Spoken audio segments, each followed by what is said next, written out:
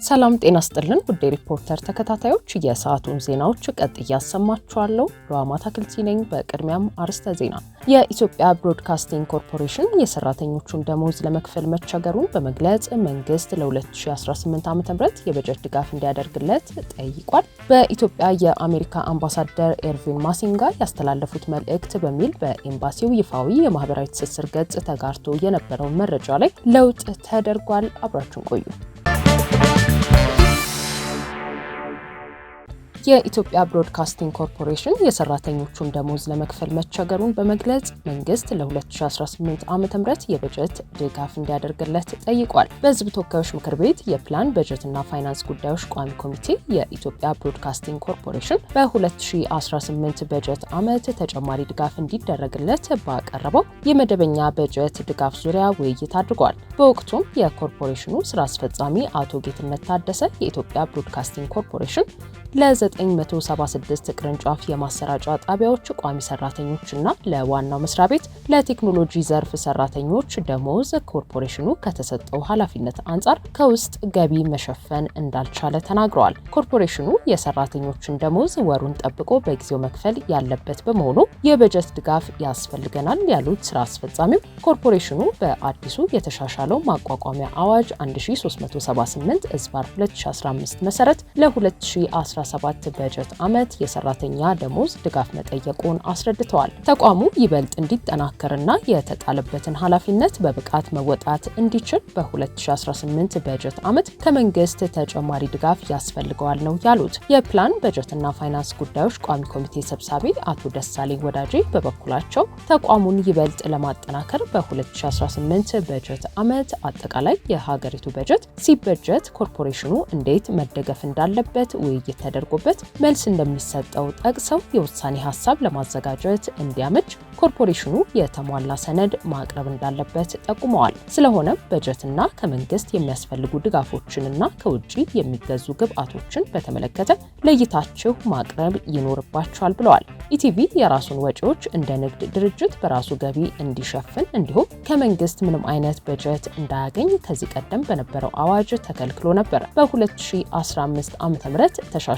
በጸደቀው የኢትዮጵያ ብሮድካስቲንግ ኮርፖሬት ማቋቋሚያ አዋጅ ኮርፖሬሽኑ ዓመታዊ በጀቱን ከ4 ምንጮች እንደሚያገኝ ተወስኗል። በዚህም መሰረት ኮርፖሬሽኑ በጀቱን ከሚሰጣቸው አገልግሎቶች ከሚሰበሰበው ገቢ፣ ከመንግስት ከሚደረግለት ዓመታዊ የበጀት ድጋፍ፣ ከቴሌቪዥን ባለቤቶች ከሚሰበሰብ ዓመታዊ የአገልግሎት ፍቃድ ክፍያ እንዲሁም ከሌሎች ምንጮች ገቢውን እንዲያገኝ በሕግ ተወስኗል። የቴሌቪዥን ባለቤት የሆነ ሰው ከአንድ በላይ ቴሌቪዥን ካለው አስመዝግቦ የሁሉንም ቴሌቪዥኖች ባለቤትነት ክፍያ መክፈል እንዳለበት በአዋጁ ተደንግጓል። በኢትዮጵያ የአሜሪካ አምባሳደር የሆኑት ኤርቪን ማሲንጋ ያስተላለፉት መልእክት በሚል በኤምባሲው ይፋዊ ድረገጽ ተጋርቶ የነበረው መረጃ ላይ ለፌዴራል መንግስት በቀረበው ጥሪ ላይ ማስተካከያ አድርጓል። በአዲስ አበባ የሚገኘው የአሜሪካ ኤምባሲ የአምባሳደር ኤርቪን ማሲንጋን መልእክት በሚል ዛሬ ረፋድ ላይ ባሰራጨው መረጃ የአሜሪካ መንግስት ለታጣቂዎቹ ፋኖና የኦሮሞ ነጻነት ሰራዊት እንዲሁም ለኢትዮጵያ ፌዴራል መንግስት ጥሪ ያቀረበ ሲሆን የኢትዮጵያ ፌዴራል መንግስት በራሱ ህዝብ ላይ የሚፈጽመውን የድሮን ጥቃት በአስቸኳይ እንዲያቆም ጥሪ አቅርቦ ነበር። በኤምባሲው በኩል በተሰራጨው የአምባሳደሩ መልእክት ለሰላም መፍጠርና ለህዝብ ቅድሚያ እንዲሰጥ እየተጠየቀ ቢሆንም ከጥቂት ሰዓታት በኋላ ግን መግለጫው ማስተካከያ ተደርጎበታል። ማስተካከያው ለምን እንደተደረገ ባይታወቅም በመጀመሪያው መግለጫ ላይ የኢትዮጵያ መንግስት በራሱ ዜጎች ላይ የድሮን ጥቃት መፈጸም በአስቸኳይ ይቁም የሚለው ጥሪ እንዲወጣ ተደርጓል። ሰላምና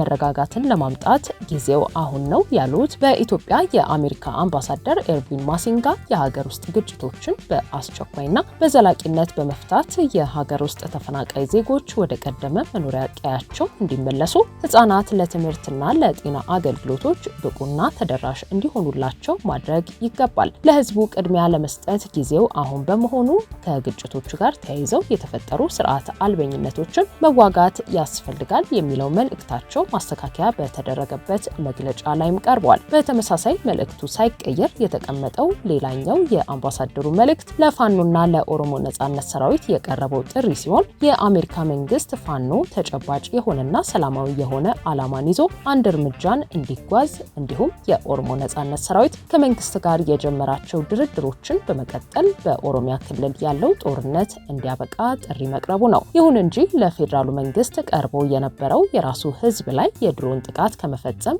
ይቆጠብ የሚለው የአምባሳደር ኤርቪን ማሲንጋ መልእክት የኢትዮጵያ መንግስት ሰላማዊ አማራጮችን ብቻ ለመጠቀም የሚያደርገውን ጥረት እንዲቀጥልና ለዜጎች ደህንነት ቅድሚያ እንዲሰጥ ጥሪ እናቀርባለን በሚል ተተክቷል።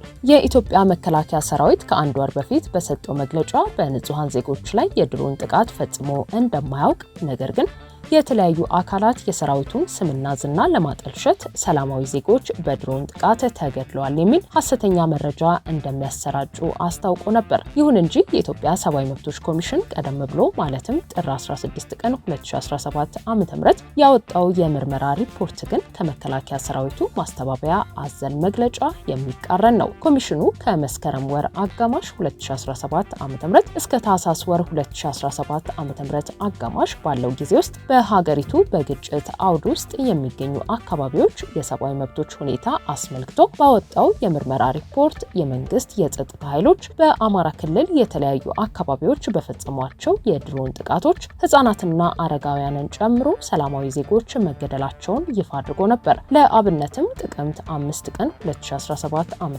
ከቀኑ 6 ሰዓት ከ20 አካባቢ በምዕራብ ጎጃም ዞን በደጋ ዳሞት ወረዳ ፈረስ ቤት ከተማ በተፈጸመ የድሮን ጥቃት አማን እንየው የተባለ አንድ የ4 ዓመት ህፃን ልጅ ሲገደል የኢትዮጵያ ንግድ ባንክ ፈረስ ቤት ቅርንጫፍ የሚገኝበት ህንፃ ላይ መጠነኛ ጉዳት መድረሱን ህዳር 4 ቀን 2017 ዓ.ም በግምት ከምሽቱ 3 ሰዓት ከ20 አካባቢ በሰሜን ሸዋ ዞን መንዝማማ ባሽ ንዑስ ወረዳ ጦስኝ አፋፍ በተባለ አካባቢ በሚገኝ አንድ የመንገድ ተቋራጭ ድርጅት ሲጠቀምበት የነበረ ካምፕ ላይ በተፈጸመ የድሮን ጥቃት 2 ህፃናትና አንድ ሴት የተገደሉ ሲሆን በ5 ሰዎች ላይ ደግሞ ቀላልና ከባድ የአካል ጉዳት መድረሱን በተመሳሳይ ህዳር 24 ቀን 2017 ዓ.ም ሌሊት በሰሜን ወሎ ዞን ላስታ ወረዳ ብልብላ ከተማ በተፈጸመ የድሮን የአየር ጥቃት እማሆይ ደስታ ካክራው የተባሉ የ83 ዓመት አረጋዊት በመኖሪያ ቤታቸው ውስጥ መገደላቸውንና በዚሁ ግቢ ውስጥ ተከራይተው ይኖሩ የነበሩ